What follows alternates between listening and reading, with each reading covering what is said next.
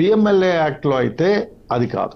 Narcotic యాక్ట్లో కానీ PML యాక్ట్లో కానీ burden of proof lies on the accused prove చేసుకోవాలి, అయ్యా నేను ఫలానా అఫెన్స్ చేయలేదు. ఒకటి, ఈ మనీ లాండరింగ్ కేసెస్లో ఈడీ ఎన్ఫోర్స్మెంట్ డైరెక్టరేట్కి సెక్షన్ 19 ప్రకారం ఆయన అంటే ఆధారాలు ఉన్నాయి మిమ్మల్ని అరెస్ట్ చేయడానికి ఒక పర్సన్కి అరెస్ట్ వారెంట్ కోర్టులో విన్నవించుకొని అరెస్ట్ వారెంట్ తీసుకునేటువంటి అధికారం ఉంది. అదేవిధంగా ఏమేమి ఆధారాలు ఉన్నాయి అని చూపాల్సిన అవసరం కూడా ఈ కేసులో ఉండదు. ఈడీ ఎన్ఫోర్స్మెంట్ డైరెక్టరేట్ ఎవరైతే ఇన్వెస్టిగేట్ చేస్తారో ఆయన సాటిస్ఫై అయ్యి I have evidence, proper evidence against you to arrest అంటే ఆయన అరెస్ట్ చేసేయడానికి అధికారం ఉంది. అది ముఖ్యంగా ఇక్కడ విషయం ఏమిటంటే ఇప్పుడు ఏం చెప్తున్నారంటే ట్రాన్సిట్ వారెంట్ కూడా లేకుండా అరెస్ట్ చేసినారు అని. ట్రాన్సిట్ వారెంట్ అంటే లోకల్ కోర్టులో ప్రొడ్యూస్ చేసి ఈమెని ఫలానా అంటే స్టేట్ బార్డర్ దాటినప్పుడు జనరల్గా సిఆర్పిసి కింద అయితే సిఆర్పిసి క్రిమినల్ ప్రొసీజర్ కోడ్కి అవలంబించిన కేసెస్లో అన్నిట్లో కూడా ట్రాన్సిట్ వారెంట్ అవసరం అవుతుంది. పిఎంఎల్ఏ కేసెస్లో అది అవసరం ఉండదు. ఎందుకంటే అది అపెక్స్ కోర్టు డైరెక్ట్గా వాళ్ళు అరెస్ట్ చేసి ప్లస్ ట్రాన్సిట్, ఇప్పుడు ఇక్కడ నుంచి బాంబేకి ట్రైన్లో అనుకోండి 12 గంటలు తీసేసి జర్నీ టైం తీసేసి వాళ్ళు కోర్టులో 24 hours లోపల they have to produce before the court. So ఆ విధంగా ఈ ట్రాన్సిట్ వారెంట్కు సంబంధించినటువంటి వ్యవహారం సిఆర్పిసి కాబట్టి క్రిమినల్ ప్రొసీజర్ కోడ్కి దీనికి సంబంధం లేదు. ఇది ఈజ్ ఎ స్పెషల్ యాక్ట్ కాబట్టి ఈ ట్రాన్సిట్ వారెంట్ లేకుండా అరెస్ట్ చేసినారు కాబట్టి షీజ్ ఇల్లీగలీ అరెస్టెడ్ అని చెప్పడానికి వీల్లేదు. ఆ తర్వాత మనీ లాండరింగ్ అన్ని కేసుల్లో కూడా ఎక్కడ ఎన్ఫోర్స్మెంట్ ఏజెన్సీస్ ముందుగా నోటీసులు ఇస్తారు. నోటీసులు ఇచ్చి సాక్ష్యాలన్నీ స్వీకరించిన తర్వాత జనరల్గా అరెస్ట్ చేస్తారు. అరెస్ట్ చేసిన మామూలుగా అరెస్ట్ చేసి ఆ అరెస్ట్ని వాళ్ళ కుటుంబంలో వ్యక్తికి చెప్పి ఆమెను తీసుకెళ్లి అపెక్స్ కోర్టు ముందు ప్రొడ్యూస్ చేస్తారు. వీలైతే అపెక్స్ కోర్టులోనే వాళ్ళు మా దర్యాప్తుకు సహకరించడానికి గాను ఆ ముద్దాయిని మాకు ఫర్దర్గా ఎగ్జామిన్ చేయడానికి ఇవ్వండి అని చెప్తారు. అది కోర్టు ఇష్టం. కోర్టు ఈడీ కస్టడీకి ఇవ్వచ్చు, ఇవ్వకుండా పోవచ్చు. సో ఈ కేసుల్లో ఇవన్నీ మనీ లాండరింగ్ కేసెస్ అన్ని కూడా స్పెషల్ యాక్ట్ కాబట్టి ఐ డోంట్ థింక్ ఈ ఎన్ఫోర్స్మెంట్ డైరెక్టరేటు అవెన్యూ కోర్టుకి ప్రొడ్యూస్ చేసిన తర్వాత ట్రాన్సిట్ వారెంట్కి సంబంధం లేకుండా ఆమెను అరెస్ట్ చేసే అధికారం వాళ్ళకు ఉంది. ఇది నాకు తెలిసిన చిన్న సమాచారం. ఇక్కడైతే ప్రియర్ నోటీస్ కూడా ఇచ్చినట్లు లేరు కదా రెడ్డన్ గారు ఇక్కడ ఈ కేసులో? అరెస్ట్ వారెంట్ ఇస్తారు కదా, అరెస్ట్ వారెంట్ ఇస్తే చాలు. దే విల్ అరెస్ట్ వారెంట్ ఇస్తారు. We are arresting for the reasons under section 19 ఏదో చెప్పి అరెస్ట్ వారెంట్ ఇస్తారు. ఇవ్వకుండా అరెస్ట్ చేయరు. They will give arrest warrant to her. ఎవరికైనా అదే ఇస్తారు. మనీ లాండరింగ్ కేసెస్లో అన్నిట్లో కూడా అరెస్ట్ వారెంట్ ఇచ్చే తీసుకెళ్తారు. అరెస్ట్ వారెంట్ లాగా అదే కాకుండా సెర్చ్ ఉండాలి. సెర్చ్ అండ్ అరెస్ట్ రెండు కూడా చేస్తారు. ఫస్ట్ సెర్చ్ చేస్తారు, దెన్ ఇంక్రిమినేటింగ్ ఆర్టికల్స్ ఏమైనా ఉంటే దానికి మహాజరో పంచనామా తయారు చేస్తారు. ఆ తర్వాత అరెస్ట్ వారెంట్ సర్వ్ చేసి వారికి కానీ వారి కుటుంబంలో ఉన్న వ్యక్తులకు కానీ ఎవరికైనా ఇచ్చిన తర్వాత, ఒక వ్యక్తికి ఇచ్చిన తర్వాత వీరిని అరెస్ట్ చేసి అపెక్స్ కోర్టులో ప్రొడ్యూస్ చేస్తారు. ఆ ప్రొడ్యూస్ చేసేకి ముందు కూడా మామూలుగా మెడికల్ ప్రొసీజర్ ప్రకారం she will be taken to ఆమెకి షీ కానీ ప్రొడ్యూస్ చేస్తారు. డాక్టర్ ముందు ప్రొడ్యూస్ చేసి షీఈ్ హేల్ అండ్ హెల్తీ అని చెప్పిన తర్వాత ఆ సర్టిఫికేట్ని తీసుకొని అపెక్స్ కోర్టు ముందు ప్రొడ్యూస్ చేస్తారు. కానీ మీరు చెప్పినట్టుగానే సెర్చ్ వారెంట్ అరెస్ట్ వారెంట్ రెండు జరిగి ఆ తర్వాతనే అరెస్ట్ చేసి తీసుకెళ్లారు. కానీ పక్కా అంటే ఫ్లైట్ కూడా బుక్ చేసుకొని వచ్చి పక్కా ప్లాన్తోనే వచ్చినట్టుగా ఉంది. అరెస్ట్ ఖచ్చితంగా చేయాల్సిందే అనే ఒక దృక్పథంతోనే వచ్చినట్టుగా అనిపిస్తుంది. అవును, వాళ్ళు అరెస్ట్ వారెంట్తో వచ్చారంటే అరెస్ట్ చేయాలనే కదా. డెఫినెట్గా ముందు ప్రిపేర్డ్. ఇట్ ఈస్ నాట్ ఇక్కడికి వచ్చిన తర్వాత అరెస్ట్ చేస్తున్నామని చెప్పడం కాదు. అది ఫ్లైట్ టికెట్ తీసుకొని వస్తారు, అరెస్ట్ వారెంట్ తో వచ్చారంటే search is a common procedure.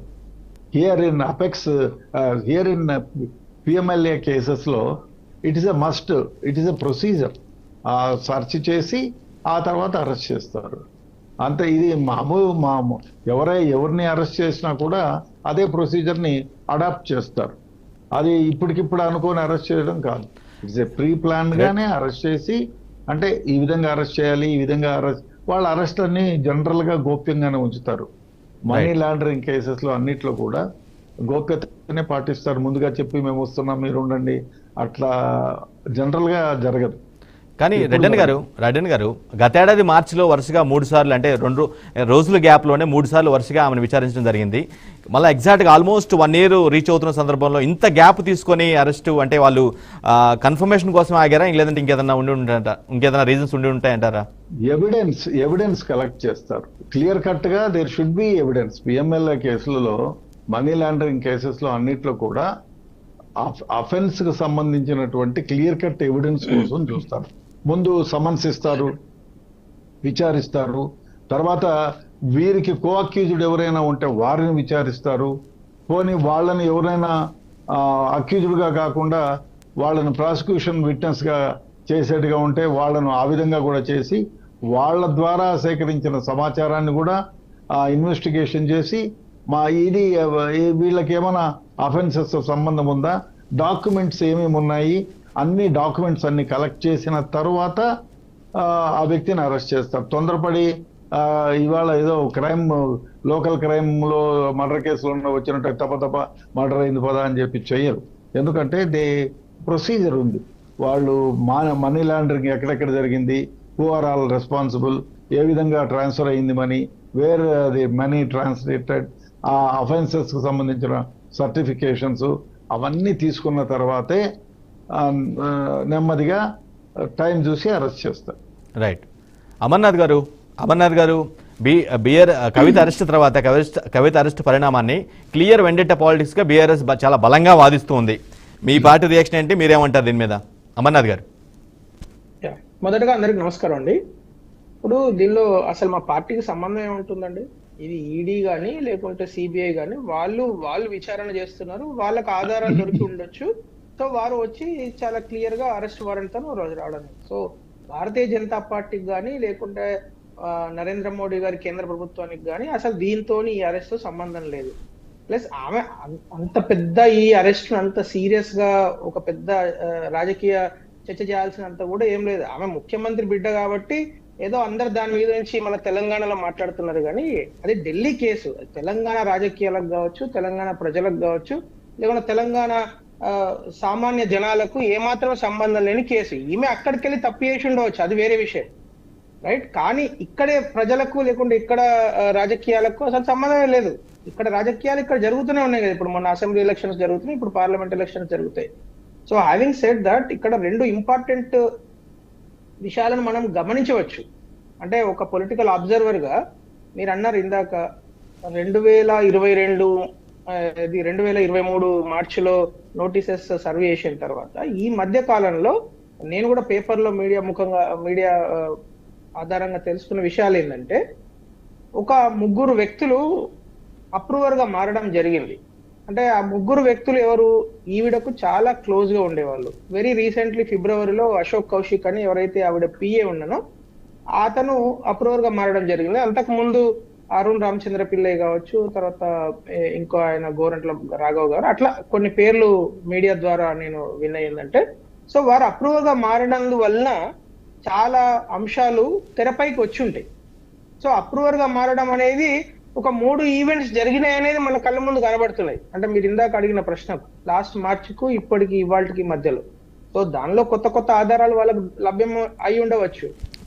Bharatiya Janata పార్టీకి కానీ లేకుంటే కేంద్ర ప్రభుత్వానికి డైరెక్ట్ గా దీంతో ఏమాత్రం సంబంధం. అమర్నాథ్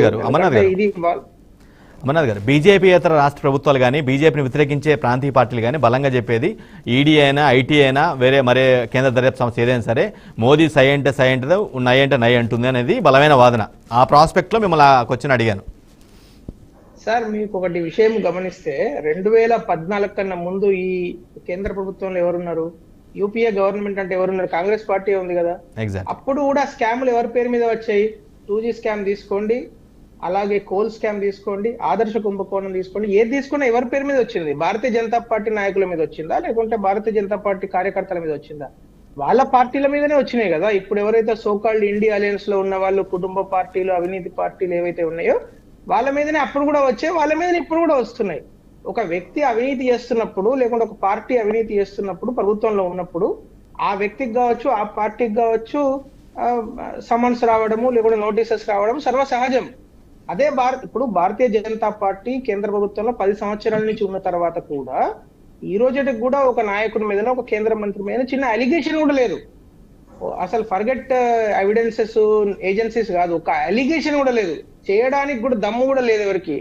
అంత పక్కాగా, అంత అవినీతి రహిత సుపరిపాలన అందిస్తున్న ప్రభుత్వము భారతీయ జనతా పార్టీ కేంద్ర ప్రభుత్వం నరేంద్ర మోడీ గారి నాయకత్వంలో.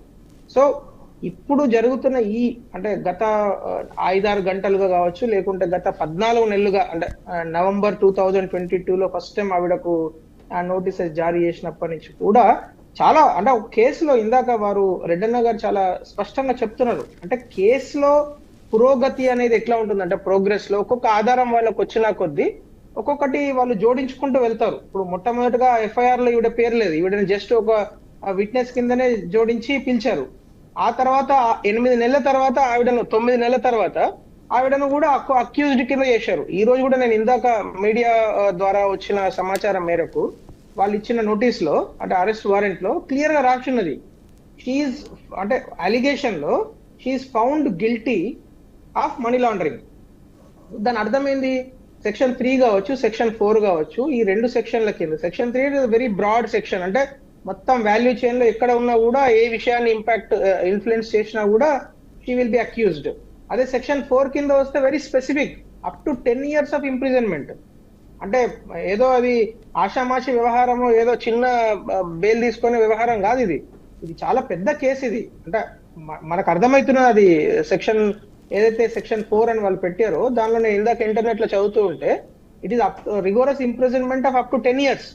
సో ఇట్స్ నాట్ అంటే మనీ లాండరింగ్ యాక్ట్ లో హైయెస్ట్ ఫార్మ్ ఆఫ్ పనిష్మెంట్ ఏదైతే, అంటే subject to correction what I'm saying, but నాకు అర్థమైనంత వరకు అయితే 10 సంవత్సరాలు అనేది మనీ లాండరింగ్ యాక్ట్ లో హైయెస్ట్ ఫార్మ్ ఆఫ్ కన్విక్షన్, అది పనిష్మెంట్. సో అటువంటి కేసులో ఆవిడ ఆధారాలతో సహా దొరికింది అనేది ఇప్పుడు మనకు అర్థమవుతున్నది కాబట్టి, సో డెఫినెట్ గా ఇంకొక ఇంపార్టెంట్ విషయం ఏంటంటే, భారతీయ జనతా పార్టీ కానీ నరేంద్ర మోడీ గారు కానీ ఇక్కడ కాదు, ఇప్పుడు కాదు, 2015లోనే ఎర్రకోట సాక్షిగా, ఎర్రకోట మెంతి వారు చెప్పిన విషయం ఏంటంటే, అవినీతి పైన, కుటుంబ పార్టీల పైన, రాజకీయ అవినీతి పైన భారతీయ జనతా పార్టీ పోరాటం ఎప్పటికీ జారీయే ఉంటుంది, ఎప్పుడు మనం చేస్తూనే ఉంటాం.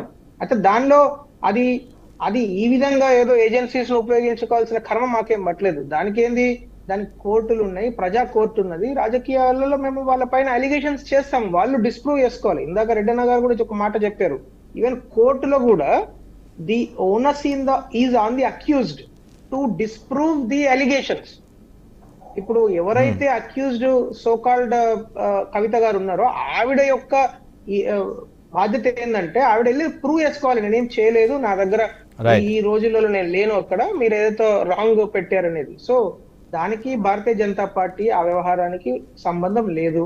మేము కూడా మీలాగానే, మిగతా అందరిలాగానే ఒక పొలిటికల్ అబ్జర్వర్ గా ఈ కేసును అబ్జర్వ్ చేస్తుంటాం, అంతేకాని డైరెక్ట్ గా దానిలో ఇన్వాల్వ్మెంట్ మాదైతే ఏముండదు. శేషు గారు, ఈ పరిణామం బీఆర్ఎస్ కి నష్టమా, లాభమా? అంటే కొంతమంది సానుభూతి వర్కౌట్ అవుతుందని కొంతమంది అంటారు, కొంతమంది ఏమో ఎన్నికల నోటిఫికేషన్ ముందు జరిగిన అరెస్ట్ కాబట్టి ఇది పెద్ద డ్రాబ్యాక్ అన్నట్టుగా అంటారు. మీ వ్యూ ఏంటి దీని మీద? అందరికీ నమస్కారం.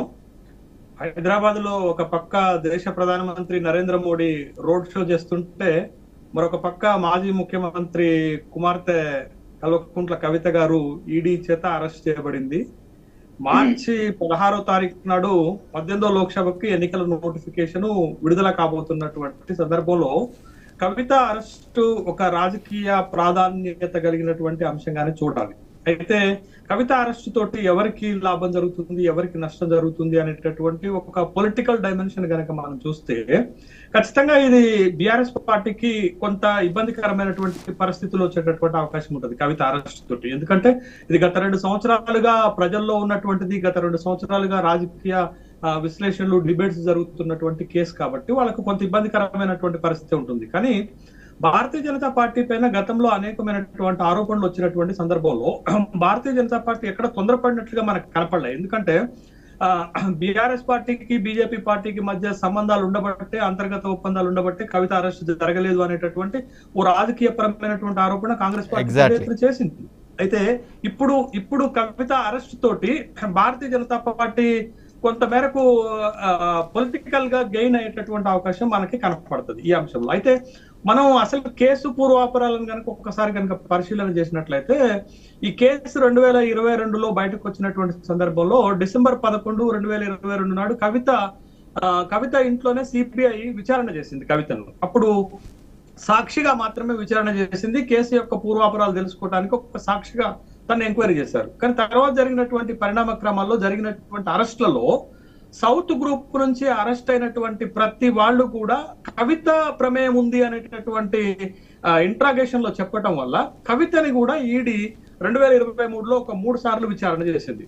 3 సార్లు విచారణ చేస్తున్నటువంటి సందర్భంలో ఈడీ ఫైల్ చేసినటువంటి ప్రతి ఛార్జ్ షీట్ లో కూడా కవిత పేరుని పెట్టారు. అది అరుణ్ రామచంద్ర పిళ్ళే కావచ్చు, లేకపోతే అమిత్ అరోరా కావచ్చు, లేకపోతే బోయినపల్లి అభిషేక్ కావచ్చు, వీళ్ళందరూ ఎవరిపైన మాగుంట రాఘవ పైన కానీ ఛార్జ్ షీట్ వేసినటువంటి ప్రతి సందర్భంలో కూడా కవిత పేరు ప్రస్తావించినటువంటి సందర్భాన్ని మనం చూసాం. అయితే ఇటీవల ఈడీ అనేక సార్లు పిలిచినప్పుడు కూడా సుప్రీంకోర్టులో కేసు వేశారు. నాకు కొన్ని ప్రివిలేజెస్ కావాలి, మహిళగా నళిని చిదంబరానికి ఎట్లయితే ప్రివిలేజెస్ ఇచ్చారో నాకు కూడా అలాంటి ప్రివిలేజెస్ కావాలనేటటువంటి సందర్భంలో సుప్రీంకోర్టులో ఆ కేసు నడుస్తుంది. ఇవాళ మార్చి 15 నాడు కూడా సుప్రీంకోర్టులో ఆ కేసు విచారణకు రావాల్సిన సందర్భంలో మరి లాయర్ కపిల్ సిబాల్ గారు అడ్వకేట్ అటెండ్ కాకపోవటం వల్ల అది 19వ తారీఖు వాయిదా పడింది. అయితే ఇటీవల సిబిఐ ఒక నోటీస్ ఇచ్చింది కవిత గారికి. నోటీస్ ఏమిచ్చింది? సిఆర్పిసి 140A కింద నోటీస్ ఇచ్చింది. నోటీస్ ఇచ్చినటువంటి సందర్భంలో వాళ్ళు స్పష్టంగా చెప్పారు కవితని విచారణ చేయాలి నిందితురాలుగా అనేటటువంటి అంశం చెప్పారు. అప్పుడే కవిత అరెస్ట్ కి సమయం దగ్గర పడింది అనేటటువంటి ఒక సంకేతం వచ్చినట్లుగా మనం చూడాలి. తర్వాత ఈడీ కవితను విచారణ చేస్తున్న సందర్భంలో కవిత కూడా ఈడీ అధికారులకు ఒక ప్రశ్న వేశారు. నన్ను బాధితురాలుగా పిలిచారా, అనుమానితురాలుగా పిలిచారా, సాక్షిగా పిలిచారా అని అంటే అప్పుడు వాళ్ళు అనుమానితురాలుగా మిమ్మల్ని పిలిచాము, సస్పెక్టెడ్ గా మిమ్మల్ని పిలిచాము అనేటటువంటి విషయాన్ని చెప్పారు. తర్వాత సుప్రీంకోర్టులో కూడా కవితని అరెస్ట్ చేస్తారా అని సుప్రీంకోర్టు జడ్జి అడిగినటువంటి సందర్భంలో not to take coercive steps అనేటటువంటి ఒక మాట చెప్పారు. అలాంటి ఉద్దేశాలు మాకు లేవు అని. అయితే ఇటీవల 4 రోజుల క్రితం జరిగిన పరిణామం ఏంటి అంటే, ఒకటి అంతకు ముందు జరిగిన పరిణామం కవిత పర్సనల్ పి అయినటువంటి అశోక్ కౌశిక్ అప్రూవర్ గా మారటం, అరెస్ట్ అవ్వటం, తను ఇచ్చినటువంటి కీలక సమాచారం ఒకటైతే, రెండవది 4 రోజుల క్రితం అమిత్ అరోరా కూడా అప్రూవల్ గా మారిపోయారు. అమిత్ అరోరా అప్రూవల్ గా మారినటువంటి సందర్భంలో ఇచ్చినటువంటి స్టేట్మెంట్ చాలా కీలకమైంది. ఒక ఎవిడెంటికల్ స్టేట్మెంట్ ఇవ్వటం తోటి తర్వాత మాగుంట రాఘవ కూడా అప్రూవర్ గా మారి ఇచ్చినటువంటి స్టేట్మెంట్, వీళ్ళ ముగ్గురు ఇచ్చినటువంటి కీలకమైనటువంటి ఆధారాలు స్టేట్మెంట్లతోటే ఇవాళ కవిత అరెస్ట్ జరిగింది చివరికి అనేటటువంటి విషయాన్ని మనం గమనించాలి. నిజంగా ఒకవేళ రాజకీయ పరమైనటువంటి అరెస్ట్ అయితే భారతీయ జనతా పార్టీ మనీష్ సిసోడియాను అరెస్ట్ చేసినప్పుడు, లేకపోతే ఇంకా ఇతరుల మన ఆమ్ ఆద్మీ పార్టీకి సంబంధించినటువంటి మొట్టమొదటి అరెస్ట్ జరిగినప్పుడు కూడా అరెస్ట్ చేసి ఉండాలి. కానీ కవిత విషయంలో ఈడీ గాని సిబిఐ గాని చాలా జాగ్రత్తలు తీసుకున్నట్లుగా మనకు కనపడుతుంది. ఒక కాంక్రీట్ ఎవిడెన్స్, ఒక ప్రాపర్ ఎవిడెన్స్ దొరికే వరకు కూడా కవితను విచారణ చేశారు తప్ప, కవితను విచారణకు పిలిచారు తప్ప అరెస్ట్ చేయడానికి సిద్ధపడలేదు. కానీ ఇప్పుడు ఈ మాగుంట రాఘవ గాని, అమిత్ అరోరా గాని, అశోక్ కౌశిక్ గాని వీళ్ళ ముగ్గురు అప్రూవల్ గా మారిన తర్వాత వాళ్ళు ఇచ్చినటువంటి ఒక కాంక్రీట్ ఎవిడెన్స్, వాళ్ళు ఇచ్చినటువంటి స్టేట్మెంట్లతోటే ఇవాళ కవిత అరెస్ట్ జరిగింది అనేటటువంటి విషయాన్ని మనం చూడాలి. ఖచ్చితంగా ఇది కాంక్రీట్ అరెస్ట్ శేషు గారు కాంక్రీట్ ఎవిడెన్స్ రావడానికి ఇంత సమయం పట్టిందా? ఆల్మోస్ట్ 1.5 years అనుకోవచ్చు, అలా అనుకోవచ్చు.